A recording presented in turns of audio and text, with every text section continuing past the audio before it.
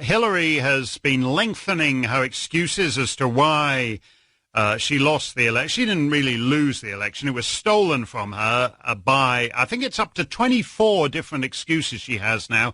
Number 24 is content farms in Macedonia. And as I said, my grandfather was a Macedonian content farmer, and we often think about, gathering on the porch and recalling the old days on the Macedonian. He never thought that the old content farmers he left behind in Macedonia would one day steal the U.S. presidential election. They are gnarled, hard-working Macedonian peasants, and the way they were able to... In early May 2001, war was raging in Macedonia as a result of Ali Ahmeti and his so-called, quote, National Liberation Army, unquote, attacking Macedonia and Macedonians of all ethnicities without any provocation whatsoever. Ahmeti and his band of, quote, murderous thugs and criminals, unquote, in the words of then NATO Secretary General George Robertson, started the war to gain land and territory, drug routes, and more. They started the war to divide Macedonia in two. As the war went on, they changed their reasoning, saying they had picked up guns and started killing people for more, quote, rights, unquote. Macedonia, which was imperfect but nevertheless a democracy still shaking off the yoke of communism, had never treated its ethnic minorities with harsh treatment. Everyone in Macedonia was struggling to make it work, and things were going in the right direction. And then Ali Ahmeti started killing people. President Boris was in Washington, D.C. in early May 2001 at the invitation of then-President George W. Bush to discuss the situation. As part of his many meetings in Washington, he met with then-Senator Joe Biden, a powerful member of the U.S. Senate Foreign Relations Committee.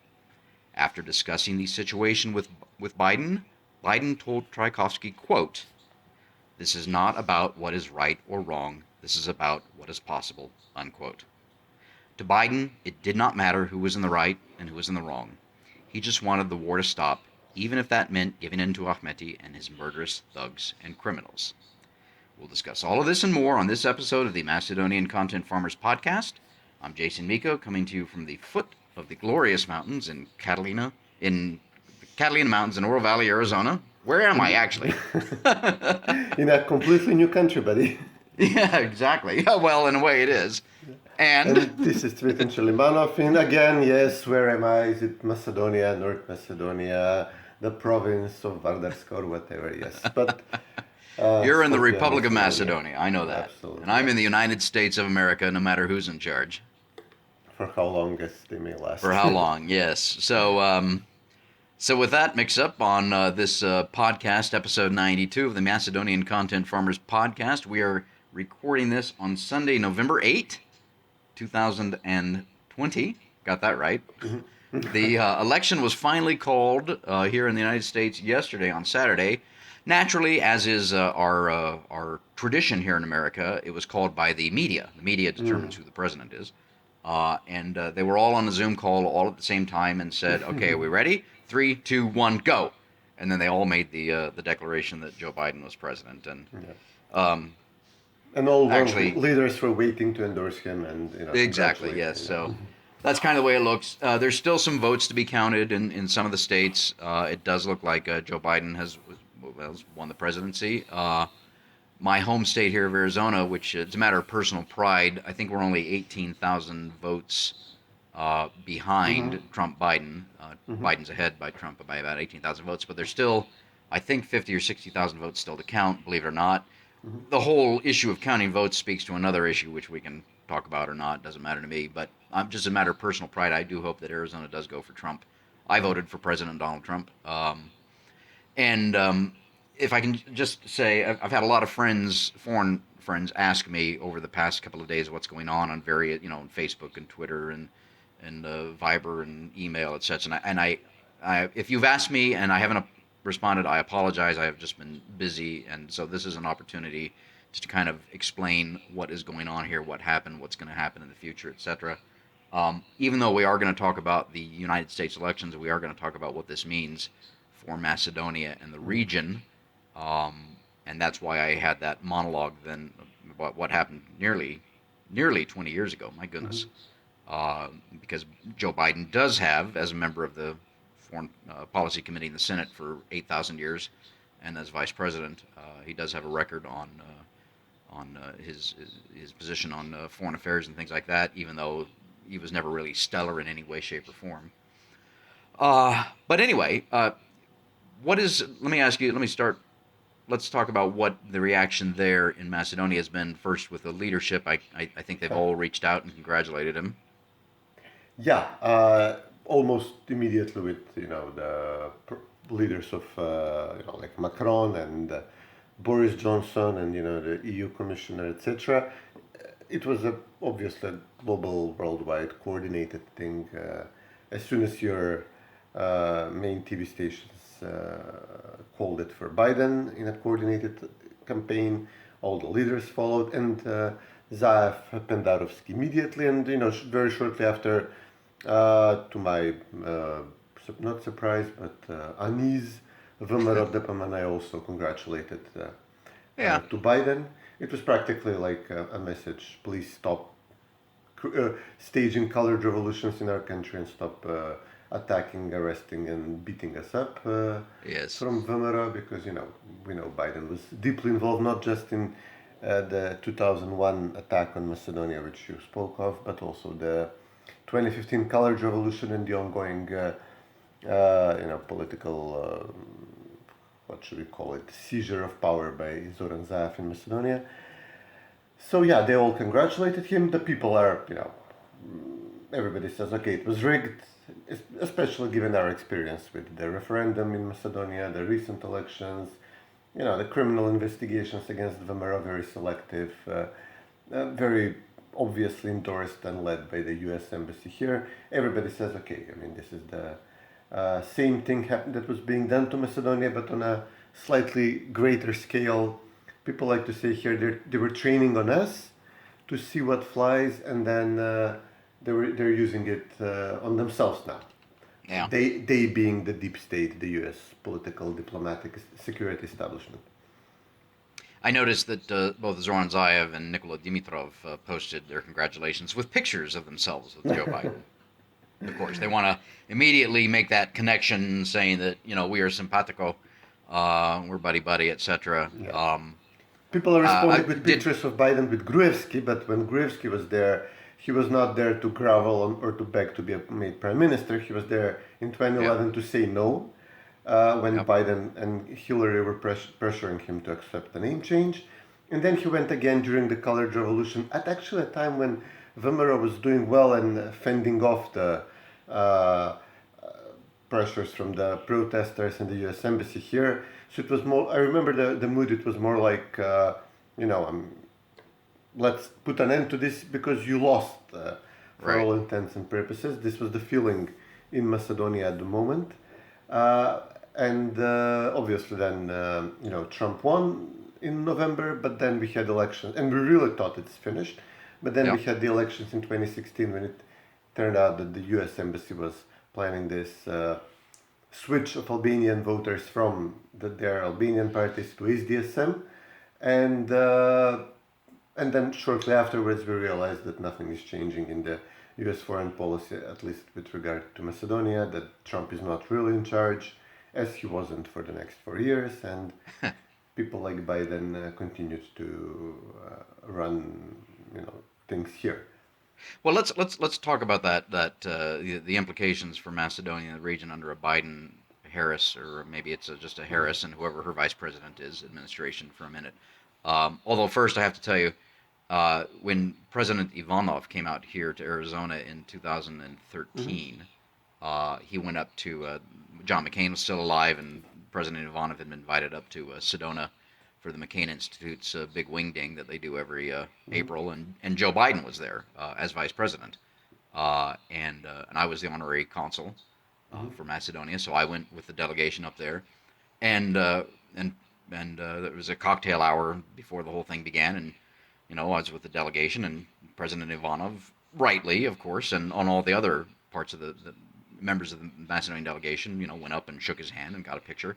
I didn't. I held back on purpose. And I did not go up and shake Joe Biden's hand, and I did not want a picture with Joe Biden because I know I've had to live with Joe Biden in public policy here for my entire adult bloody life, and I know what Joe Biden is like. And Joe Biden doesn't really have a position on much. He's always been in the center of the Democrat Party.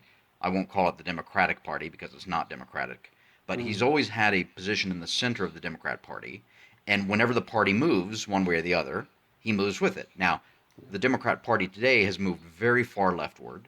So Joe Biden has moved very far leftward with the party. He doesn't really have any positions per se. Yes, you go to the website and you look at everything that he said, this, that, and the other.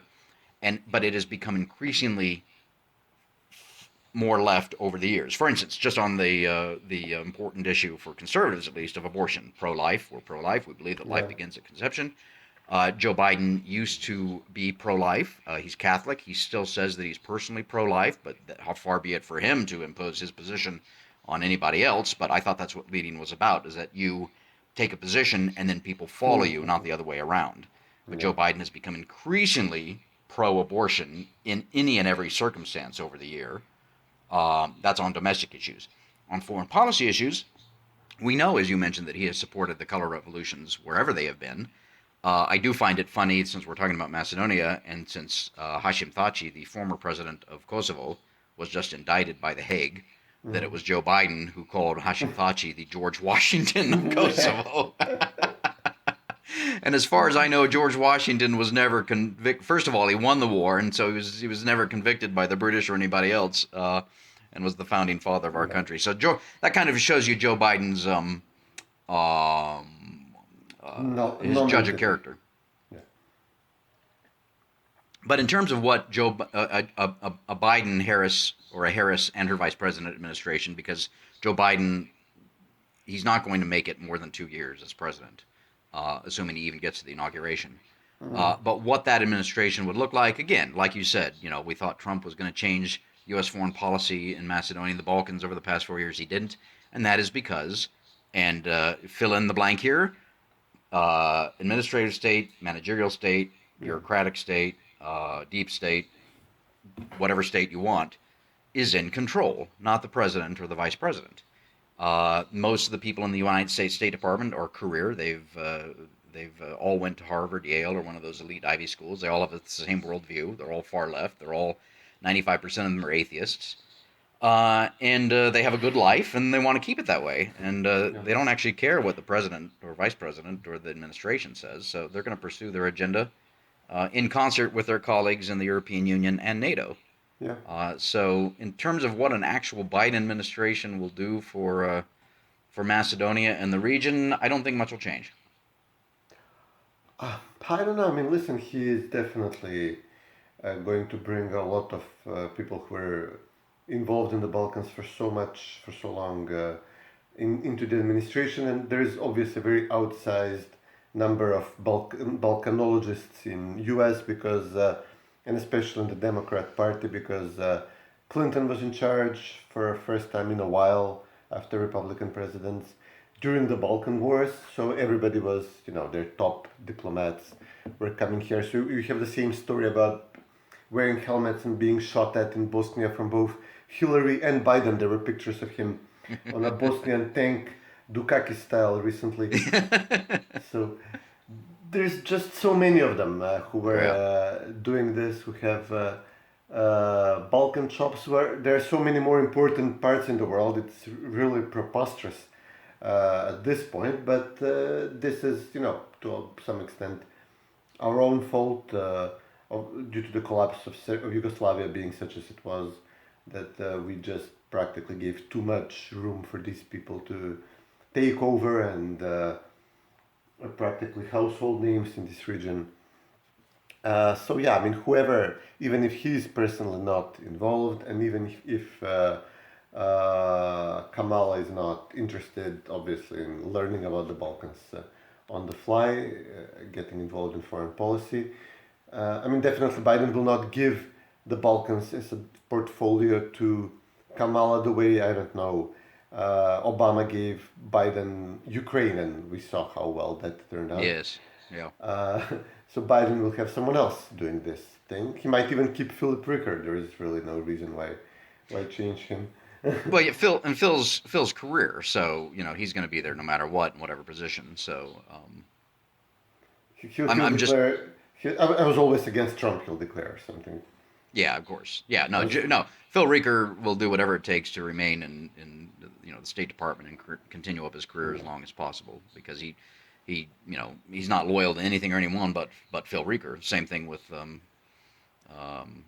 Matthew Palmer and all the other idiots. So. yeah. I'm just seeing Already.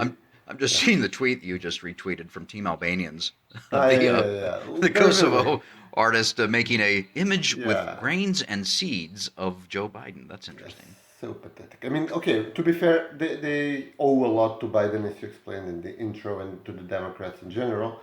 But there was, when Trump got the COVID, there was some guy in Albania who said, in Kosovo, I spent my life savings to book the biggest billboard in town, and it was like Trump get well. So, there's such suck-ups. We've discussed this before. It's really unnerving. Have some dignity, people. Please, just show some spine, but from time to time, it's really pathetic. Yeah. But yeah, Now- they will be back, they will support the left here, they will Yeah. finish the job where it's not finished. Like maybe Bulgaria has a leftist colored revolution at the moment, they might try to get involved there. They will definitely, make sure they keep the right down wherever it's already down, like Albania, Macedonia.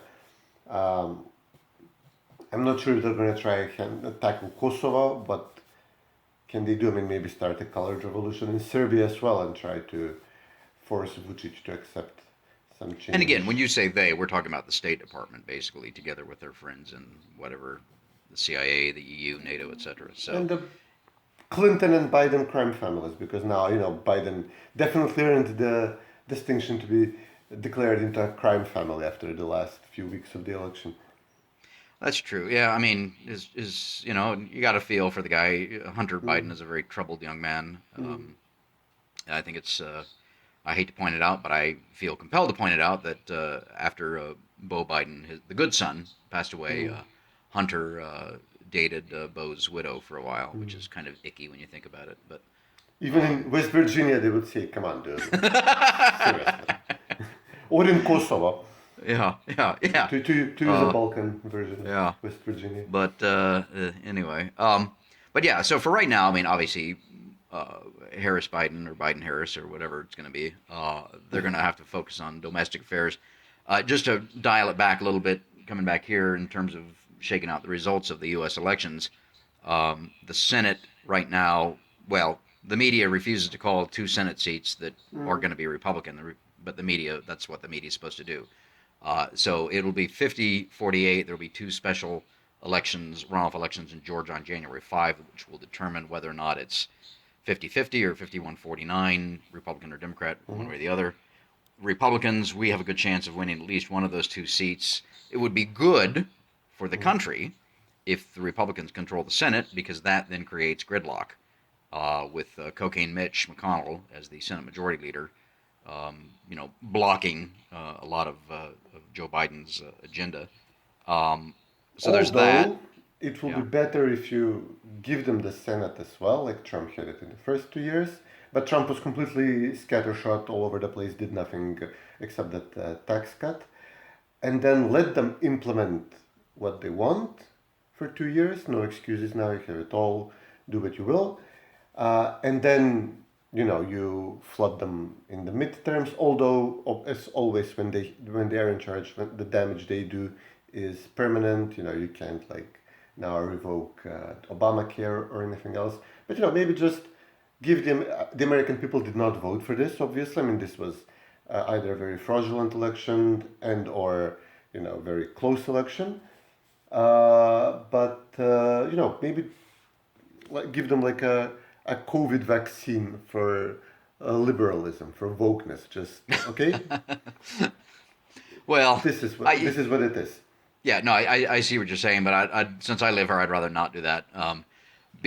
Also, so if we the Republicans retain control of the Senate, we've made gains in the House despite what the pollsters, and of course we could have a whole discussion, we could have a whole podcast on the pollsters wrong again. But the Republicans and they're still counting votes in a lot of seats. There's 435 members of the House of Representatives in America. Or maybe our listeners don't know that. 100 in the Senate. Right now, it's about 204 Democrat to 190, or 214 Democrat to 196 Republican. So there's still 25, 30 seats out there to be counted. Republicans are going to be much closer.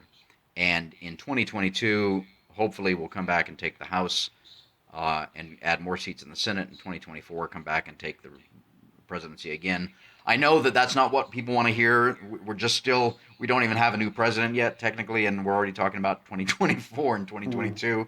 But that's just the way it is. Sorry. Yeah. It's all politics all the time. And especially if you listen to this podcast, you know that me and Cvetin are, we're talking about public policy and foreign policy and domestic policy. And we talk a lot about politics as well, because that's just, kind of drives us. But going back to the foreign policy implications of Joe Biden and Kamala Harris, I want to touch on Kamala Harris because I had some friends in another EU country that are in the Parliament and Foreign Ministry there asked me for their, I'm not going to name them, but asked me for their my thoughts on, as it relates to them. And I said, you really need to look, you guys probably know what Joe Biden's foreign policy is regarding your country based on past performance.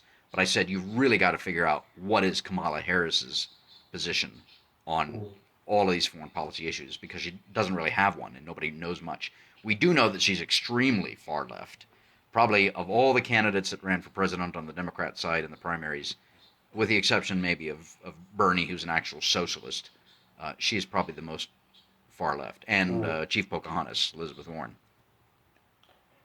I mean, it depends on how much she will be able to formulate a foreign policy, because at this point, every foreign policy person, all the foreign policy establishments in the US are on their side, and they're all now going to haggle and angle for jobs. You have the war hawks from the Bush years, and Bush himself now declaring Biden the winner.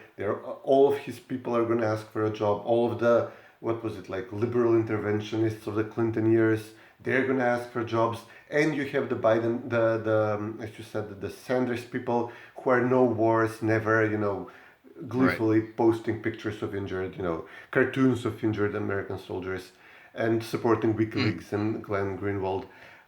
So these are all now in the same party. There's obviously, Trump has Grenell, and that's the extent of his foreign policy establishment, and he has Kushner doing peace deals for Israel. Nothing else exists. Everybody is they're gonna fight now for, or they're gonna have a cozy, interaction, divide the world in gangster style, in turfs, and we extort money from the Ukrainians, you go extort money from the Albanians, the drug trade, you guys go there and do something with Africa if you can. I mean, I'm not sure they're gonna be able to, I'm not sure Kamala is going to have any influence on this, with so many bigwigs already involved, and her obviously, I guess, needing to prepare for domestic issues, for being whatever the domestic agenda is going to be.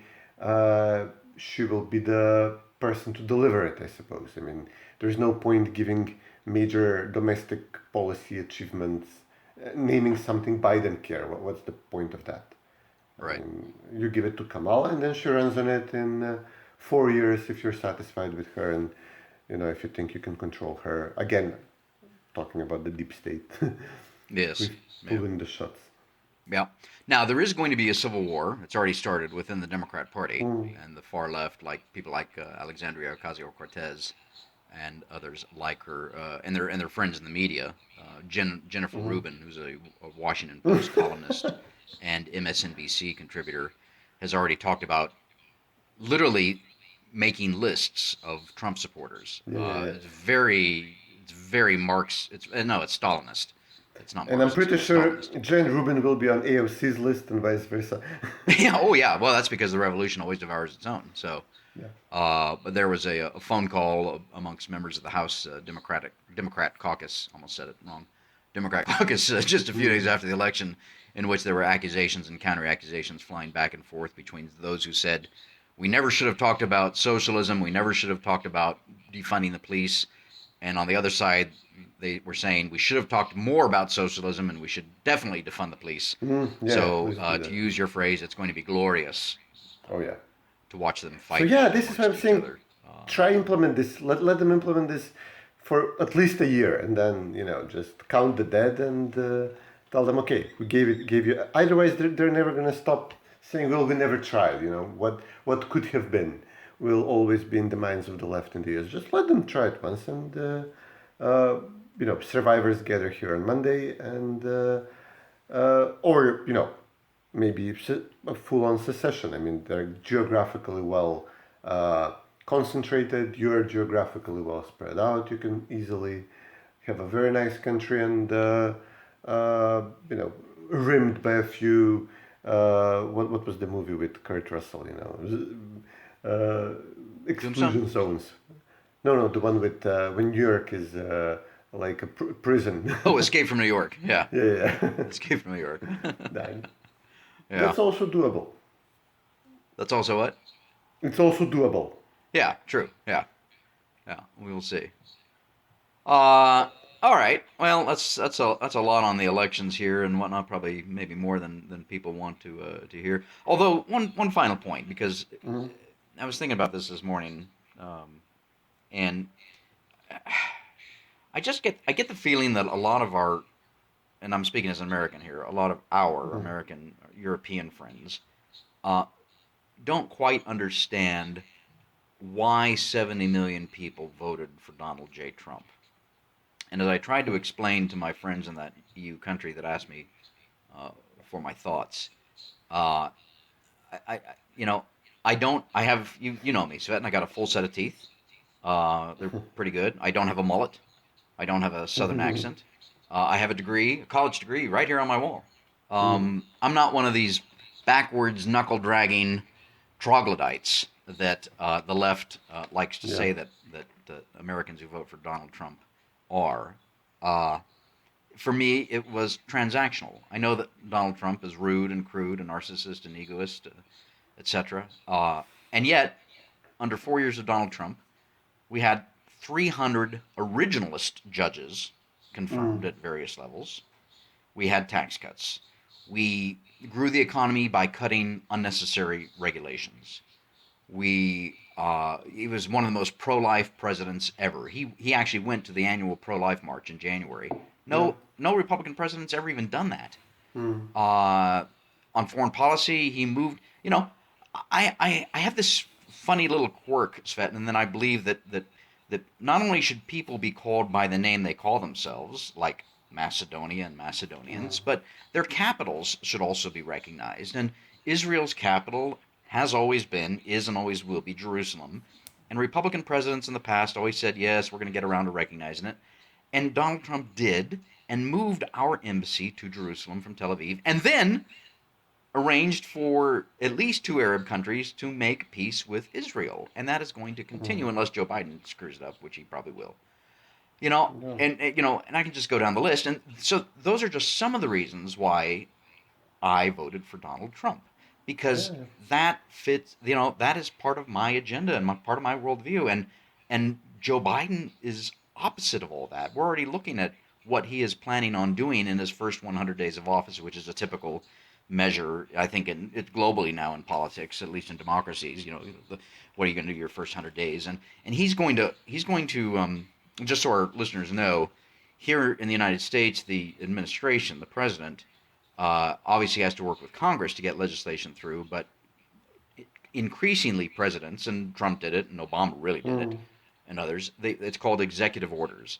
And so they make an executive order at the White House level, and they just sign this, that, or the other, and it's implemented. And it typically relates to things like, in this case, Biden's already saying we're going to rejoin the Paris climate accords, which we never should have done in the first place, because that would have to be approved by the Senate because it's considered a treaty, and Obama just made an executive order, and things of that nature. So it's going to be a race under a Biden administration or a Harris administration, whichever comes first, to undo a lot of these things that President Trump has done by executive order, which will make the country look a lot different. Anyway, that's No, yeah, of course you're right. I mean, I have a very funny situation now. I've always been a downtown kid where in our country, the elites live, and, yeah. I know in the US it's vice versa. Uh, and I'm now trying to, just set up a little house in the country due to the coronas. And not a week goes by that I don't have some of these people, which the left, describes as, you said, like, lack of tooth here or I'm there, sorry. I'm etc. sorry. I just seen your And tweet right now. and they keep, oh yeah, yeah, and they keep laughing at me when I approach them with real life problems, such as, okay, what do we use for heating here? How do I split a log of wood or something? But culturally, I'm definitely not what you would see as a conservative voter. But Right. then I'm also uh, not going to demean these people. I'm not going to mock them for their manners or the way of talking or anything like that in Macedonia or in the US. And I actually understand that it's because of them and their contribution to real economy and society, including not least of which is actually having children, which is something that apparently urban and fit elites no longer like to do. Their Yes. contribution to feeding us, heating us, and clothing us, etc. That this is why we have a country, and this is why, in communist times in Yugoslavia, they used to say there is the base, and there is what we've built, the structure we've built on top of it, nadgradba. Mm. And the elite like to see itself as the nadgradba, as the structure on top of the base, and then mock and ridicule the base to no end. And again, give them a shot, let them try it, and as soon as let them ban coal mining and fracking, and as soon as the lights go off and the heat goes off in New York, let them reconsider their policies. And I wouldn't dream of going with the people I actually culturally belong to and dress like and I Mm. live with and talk like. The cities are trying to provide some entertainment to the rest of the country, some financial services which are to be discussed how useful they are. I don't see the cities contributing much anymore to the society. And we discussed this before. Hopefully, with the coronas, we are able to depopulate some of them naturally, not like Pol Pot did in Cambodia, but No, it would be very people good for the leaving country. the urban Yeah, city, yeah, the cities. So yeah. yeah. What? And hopefully their political views change accordingly when they start living what is actually a normal life. Right. Well, speaking of, you mentioned in mocking the base and whatnot. Here, Donald Tusk, the president of the European Oh People's God. Party. I'm just looking at his tweet. He says, "quote Tweet Trump's defeat can be the beginning of the end of the triumph of far-right populism, also in Europe. Thank you, Joe." How did he get to be elected president of the European People's Party? I don't quite Oh, understand. Or is the European People's Party just far left now? actually, this is a very interesting thing. So we have an active colored revolution in Bulgaria, which I would definitely support the right there if it weren't for this back and forth we're having. Right. Uh, there is a very virulent colored revolution in Poland, which is what Tusk is talking about. Yep. And if Biden wins, obviously his first order of business will be to start one in Hungary and keep the Italian right, which should be running the place by all rights by now. If they allow them to have election, keep them down. So we can maybe Britain, maybe if Boris is not centrist or supine enough, which he is, unfortunately. Mm. So yeah, this was what they'll be doing. What Tusk is talking about is we want more colored revolution in Poland, a colored revolution in Hungary. It's even funny that Vucic, we mentioned him before, Hmm. he was obviously praising Trump and having like this drunken sing-along with Granell when he was last in Belgrade. He now explains, well, I have actually met more times with Biden than I've met with Trump. We've worked long time together. So everybody knows this. Everybody is positioning, let's see who he goes after first, trying not to catch the eye of the deep state. Because, here we see the US as already a wokist empire, much like the Comintern under the Soviet Union was a mechanism for spreading an ideology across the world. In their case, it was socialism, communism. In this case, it is this blend of, whatever we call it, third, fourth generation feminism slash cultural relativism slash, new gender theory, new monetary theories, etc. Wokeism maybe is one word. And the US is using its financial, its media, cultural, and, in our case, and in the US, judicial reach to impose this set of values on the world. And Trump didn't even maybe slow this down for a little bit, but it's obviously going to ramp up now under Biden. And maybe the big goal initially will be Russia. And after a while, China, transform them according to our will. Well, that it ain't gonna happen with China or Russia. I can promise you that. They're never gonna get a colored revolution in either of those countries for a whole variety of reasons, which we could do a deep dive into. But yeah, on this whole idea, Joe Biden gave a speech. Let's see, today's Sunday. Yesterday, Saturday, on his basically it was his kind of acceptance speech and reconciliation speech. And again, one of my friends from this EU country I keep talking about asked me if there's going to be reconciliation in America, and I said no, there isn't. Can't be. Not when you've got people in mainstream media, still prominent members of the Democrat Party like Alexandria Ocasio-Cortez and others, basically saying that we're racists. So, as long as people are telling me I'm a racist, there cannot be reconciliation. There will not be reconciliation. There will not be healing. So. Yeah, you're a fascist in their eyes, and there is no reconciliation with fascists. Right. No, the only way to take care of people like me is to shoot me. So, in their eyes. So, anyway, there will be no healing. There will be no reconciliation. There will be no coming together under a Biden administration. Or, frankly, to be fair to him, a future Republican administration. It's just the country is just too far divided. Douglas Murray, the British author and historian, I was listening to a podcast of his the other week. I can't remember which one it was. And Douglas Murray is an atheist, and yet he says the problem with Western society right now, and especially the United States, is that there is a God-shaped hole in society that can only be filled by God, and yet people are trying to fill it with everything but God. And that's an atheist saying that. So that's the issue, or to go back to Solzhenitsyn, when he talking about the fate that befell Russia with the Soviets, was that men have forgotten God. But of course, even a lot of our friends, again, I keep going back to some of my conservative friends over in Europe. They're atheists. They just don't believe any of this stuff, and so I don't know. Anyway. Yeah. I was thinking visually, how this will play out, and it's also semi-religiously.